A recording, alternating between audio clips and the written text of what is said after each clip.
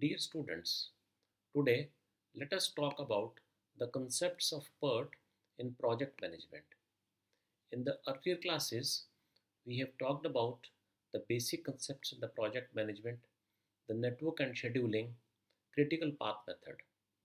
So today we will talk about program evaluation and review technique. PERT and CPM, they evolved around the same time, that is in 1959. Now, the procedure for making networks and determining the critical path in the CPM you've already seen. The procedure is same as in the case of CPM. The basic difference is that in the critical path method, in the CPM, we are taking the timings as deterministic, whereas in PERT, the timings are probabilistic. That means in CPM, you are sure that yes, this is the time to be taken by this activity, whereas in PERT, there is always a probability attached to it, and we are concerned with the estimated time. Let us see how. Now, the basic terminology for defining for the activity will be same as in the case of the CPM. That is, you have an activity of ij where es is the earliest start time, ef is the earliest finish time, ls is the latest start time, and lf is the latest finish time. Now in PERT, there are three types of time estimates. One is the optimistic time, one is the pessimistic time, and one is the most likely time. Based on these three, we find out the time estimate. Now optimistic time is that time in which all the conditions are favorable, like an optimistic view, whereas in pessimistic, all the conditions are not favorable to you, maybe in terms of the resources, maybe in time of the time delays, and so on. Whereas most likely time is in between the TO and the TP. And accordingly, as discussed, we find out the T estimate, which is TO plus 4 times TM plus TP divided by 6. Based on this, we also find out the variance as per the formula given for each activity. Now, let us understand this concept of PERT with the help of an example. Now, suppose these are the activities given to you for 1 to 6. Each activity has associated optimistic time, most likely time, and the pessimistic time given to you. So, for this particular activity, first purpose will be to find out the time estimate. So time estimate is to be calculated as per this given formula, and similarly for each activity you will have to find out the variance for the each activity. Now let us see how.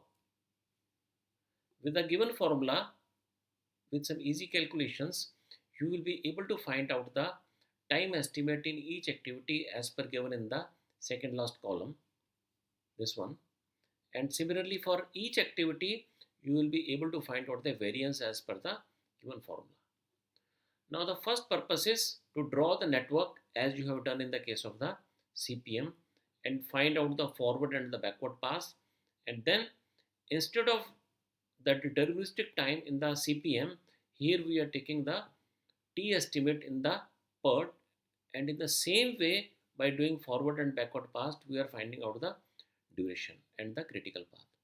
So if you do this activity, you will find that this is the network you are going to draw, and the critical path found here is 1, 2, 3, 5 and 6. I am not detailing how you have calculated because this has already been covered in the CPM.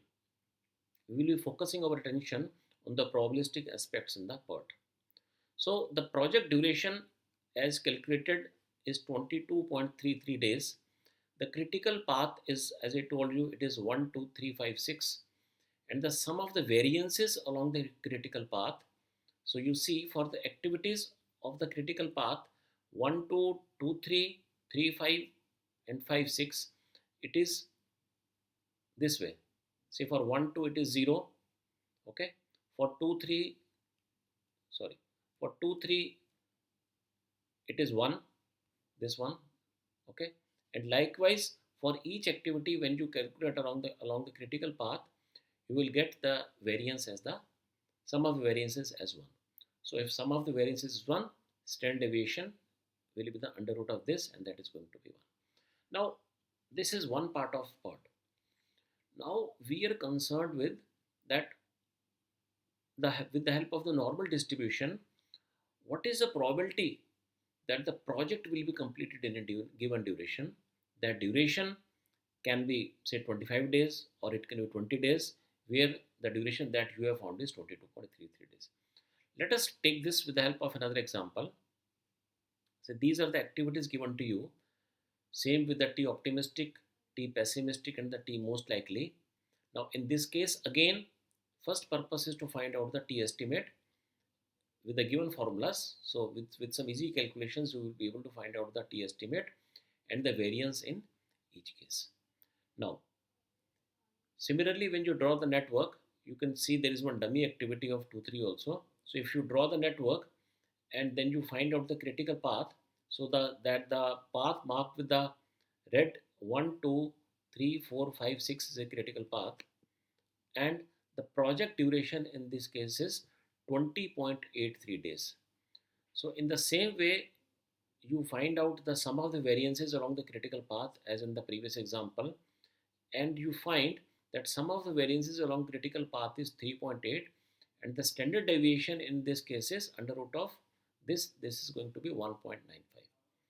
Now the problem is, what is the probability that the project will be completed by 23 days? See, the duration that you have found by your method, by the forward pass, backward pass, is 20.83 days.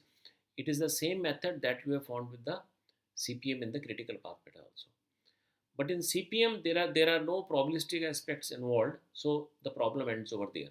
But in this case, since all the timings are probabilistic, you are required to find out that what is the probability that project will be completed by 23 days. So here we go with the basic fundamental of the Z variate and the normal distribution, whereas Z bar, Z is equal to x bar minus mu divided by sigma. So in this case, you see the mean value along the normal distribution is 20.83, and the problem requires that the project is to be completed by 23 days. So x bar minus mu divided by sigma, that is 23 minus 20.83 divided by standard deviation, that is 1.95, and this is getting you 1.11. So now comes the role of the normal distribution table. Now you are very well aware of the normal distribution table. So these are the values that are given in the normal distribution table, the values of the Z variate. You see that the normal distribution table, it varies from minus infinity to plus infinity, and this distribution is symmetric along the axis. So in the middle one, if it is taken at 0, you will find the area under this curve is 1. So half of the side is say 50%, other half of the side is 50%. So my purpose is now here to find out that in the Z variate, which is 1 point, what is the value? It is 1.11. So under normal distribution table, what is the value of the Z variate? So in Z variate, if you see, the value here is under 1.1, this is 1.1. So this is 1.10, this is 1.11. So it is coming out to be something like 0.8665. So what is the physical significance of this? Is that, see, half of the area is covered as 50%, and this distribution starts from the 50%, that is from 0.5, and the total area under this curve is 0.8665. So which means that there is a chance of 86.65% that the project will be completed by 23 days. Now this is one type of problem. Similarly, you can be asked that if the duration is 20.83 days as shown here, so what is the probability that the project will be completed in say 20 days or maybe 21 days? So whatever around this figure, you will have to find out. Now it can be a reverse problem also. You might be asked that for what duration there is a 60% chance of completion of this project. So exactly in the similar way, this has to be taken the reverse way. Find out the probability, find out the value of the z variate for 60%, and in the reverse way, find out what is the value of x bar in this case. So you can try the problem, and the answer here is 20.31. Now a very interesting part is that, say, if I want to find out that what is the probability that this particular project is completed with the given duration, that means 20.83 days only. So it will be 20.83 minus 20.83 divided by 1.95, which comes out to be 0. So it is not only in this case, in any case, if you are asked a question that what is the probability that the project will be completed in the given duration, then it will be, the z variate will be 0, and you see the value of z variate when it is 0 is 0.5. You see this is 0, this is 0. So when you see this 0, now this 0 does not mean that it starts from minus infinity. No, it is at the middle of this. So there is a 50% probability that the project will be given in that given duration.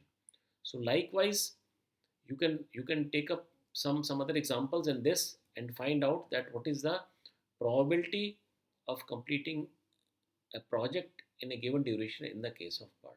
So that is the basic difference, and this is how we have seen with the help of these illustrations how do you find out the these probabilities in the case of the PERT. So thank you.